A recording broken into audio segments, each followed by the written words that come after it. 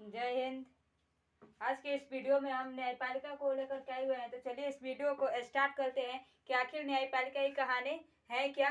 तो बिना समय गवाए इस वीडियो को स्टार्ट करेंगे कि न्यायपालिका से संबंधित जो वो भी कंटेंट है इसे मैं इस वीडियो में पूरा करूंगी। तो सबसे पहले हम जानते हैं कि जो न्यायपालिका शब्द है वे किस देश के संविधान से लिया गया है। तो न्यायपालिका जो शब्द है वो ब्रिटेन के संविधान से एकीकृत किया गया है। किस देश के संविधान, ये आपसे क्वेश्चन यदि पूछेगा न्यायपालिका जो शब्द है वे किस देश के संविधान से लिया गया है, तो ये लिया गया है ब्रिटेन के संविधान से। किस देश के संविधान से लिया गया है, तो ब्रिटेन के संविधान से लिया गया है। तो अब हम जानते हैं भारत में जो न्यायपालिका है ये, तो सबसे पहले हम जानेंगे न्यायपालिका के बारे में। यदि आपको किसी मुद्दे का यदि केस करना हो, किसी मामले का यदि केस करना हो, तो सबसे पहले आप कहाँ पहुंचेंगे केस करने के लिए। तो सबसे पहले आपको पहुंचना होगा डिस्ट्रिक्ट कोर्ट में, यानी कि जिला न्यायालय में सबसे पहले आपको पहुंचना होगा केस करने के लिए। कहाँ पहुंचना होगा, इसको डिस्ट्रिक्ट को, तो डीसी लिखे हैं तो डिस्ट्रिक्ट मत समझिएगा, डीसी यानी कि डिस्ट्रिक्ट कोर्ट हम लिखे हुए हैं, ठीक है। डिस्ट्रिक्ट यानी कि जिला न्यायालय में सबसे पहले हम पहुंचेंगे जिला न्यायालय। इसको क्या कहते हैं, जिला न्यायालय। जिला न्यायालय जो अब जब आपके मामले को की सुनवाई जब जिला न्यायालय से डिस्ट्रिक्ट कोर्ट से नहीं हो पाती है, तो अब आपको एक और दरवाजा आपका ओपन रहता है, एक और दरवाजा आपका खुला रहता है। आपको कहाँ पहुँचना है, तो इसे खरीद करके यहाँ जाना है। कहाँ जाना है, हाई कोर्ट में जाना है। कहाँ जाना है, हाई कोर्ट में जाना है।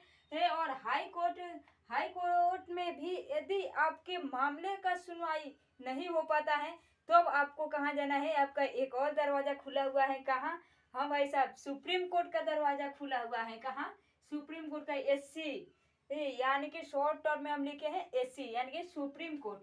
तो यहाँ से भी आप यहाँ पहुँच सकते हैं, ठीक है, यहाँ से यहाँ पहुँच सकते हैं। बट आपको यदि आप चाहेंगे कि पहले हाई कोर्ट में हम केस कर दे, पहले उच्च न्यायालय में, इसको उच्च न्यायालय कहा जाता है, उच्च न्यायालय। यदि आप सोचेंगे कि पहले ही हम हाई कोर्ट में केस कर ले और उसके बाद आपके मामले की जब सुनवाई नहीं हो पाता है, हाई कोर्ट में यदि आपके मामले का सुनवाई नहीं हो पाता है, तो आप सोचेंगे कि कहे ना भाई डिस्ट्रिक्ट कोर्ट में आके फिर अपील दर्ज करे, तो ना, ऐसे नहीं होगा। आपको हाई कोर्ट में पहले गए तो आपको सुप्रीम कोर्ट में ही जाना पड़ेगा। हाई कोर्ट से फिर डिस्ट्रिक्ट कोर्ट में नहीं आ सकते हैं, ठीक है, ये आपकी खासियत है। इसका जो निर्णय लिया गया है, हाई कोर्ट से डिस्ट्रिक्ट कोर्ट में नहीं आ सकते हैं, डिस्ट्रिक्ट कोर्ट से हाई कोर्ट में आप जा सकते हैं, लेकिन हाई कोर्ट से डिस्ट्रिक्ट कोर्ट में आप नहीं आ सकते हैं, ठीक है। और जब ये भेजता है कहाँ, सुप्रीम कोर्ट के लिए, कहाँ भेजता है, सुप्रीम कोर्ट के लिए। यहाँ से जब जाएगा तो सुप्रीम कोर्ट में जाएगा, तो इसको सर्वोच्च न्यायालय कहा जाता है, सर्वोच्च न्यायालय, सर्वोच्च न्यायालय, इसको क्या कहता है, सर्वोच्च न्यायालय। जब इसका जो निर्णय देगा, जो सुप्रीम कोर्ट जो निर्णय देगा, उसको अंतिम निर्णय माना जाता है। सुप्रीम कोर्ट के निर्णय को अंतिम निर्णय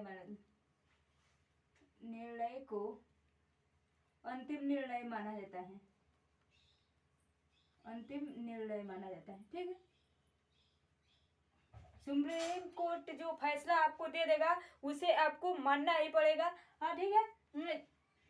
यदि आप डिस्ट्रिक्ट कोर्ट में केस किए तो उसके बाद खारिज करके, जब आपके मामले की सुनवाई नहीं होता है तो ये खारिज करके हाई कोर्ट के लिए भेजेगा, और हाई कोर्ट में भी आपके मामले का जब सुनवाई नहीं हो पाता है तो सुप्रीम कोर्ट के लिए आपका अपील दर्ज करेगा कि आप सुप्रीम कोर्ट में जा सकते हैं। आपका एक और दरवाजा खुला हुआ है, तो आप सुप्रीम कोर्ट में जा सकते हैं। तो सुप्रीम कोर्ट का जो निर्णय होता है वो अंतिम निर्णय होता है, और सुप्रीम कोर्ट जो आपका फैसला देगा उसे आपको मानना पड़ता है। सुप्रीम कोर्ट जो आपका फैसला देगा उसे आपको मानना पड़ता है, ठीक है।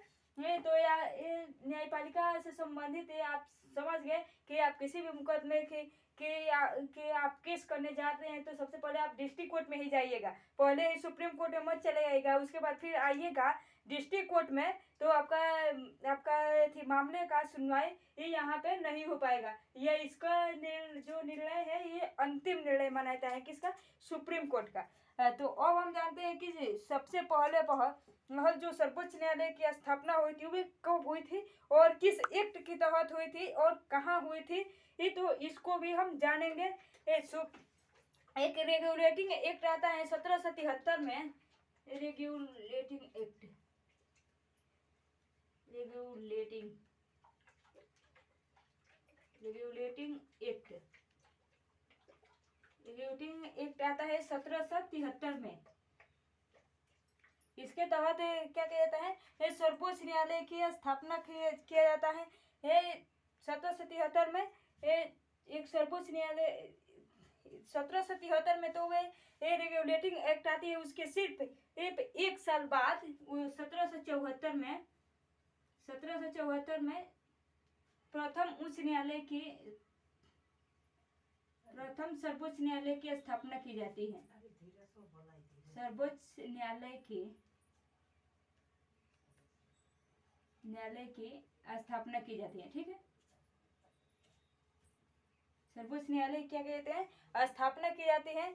और इसके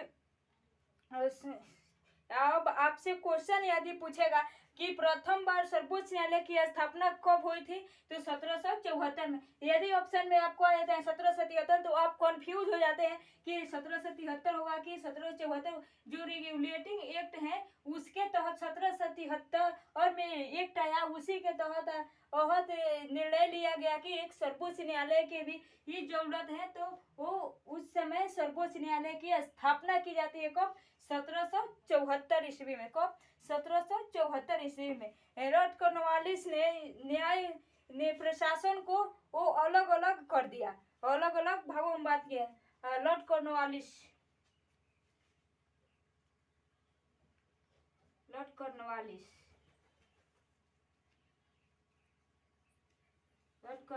ने प्रशासन को अलग कर दिया। जो कॉर्नवालिस है वो क्या किया, वे अलग कर दिया। वो न्याय प्रशासन से अलग कर दिया। न्याय को प्रशासन से अलग कर दिया। प्रशासन से अलग कर दिया। लॉर्ड कॉर्नवालिस जब आता है तो वो क्या बोलते हैं, जो न्यायपालिका है, जो न्याय है हमारा, वो न्याय को क्या बोलते हैं, प्रशासन से अलग कर दिया। अब ये दो भागों में एक न्याय और एक प्रशासन।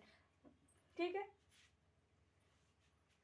ये क्या कर दिया, दो भागों में विखंडित कर दिया। एक न्याय और एक प्रशासन। एक न्याय और एक प्रशासन, दो भागों में बांट दिया। न्याय को प्रशासन से अलग कर दिया, दो भागों में बांट दिया। कौन? लॉर्ड कॉर्नवालिस ने। इसको लॉर्ड कॉर्नवालिस संहिता भी कह सकते हैं।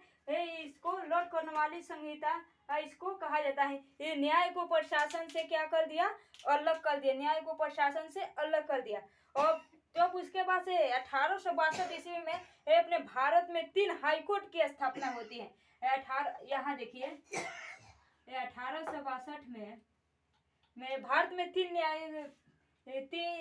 हाईकोर्ट की स्थापना होती है। 3 हाईकोर्ट की स्थापना होती है। वे कहाँ होते हैं? बम्बई, मद्रास और कलकत्ता। यहाँ देखिए, मुंबई, उस समय बम्बई था। मुंबई तो आज का दौर है, जो सपनों का शहर है मुंबई। आज मुंबई का दौर है, उस समय बम्बई था। बम्बई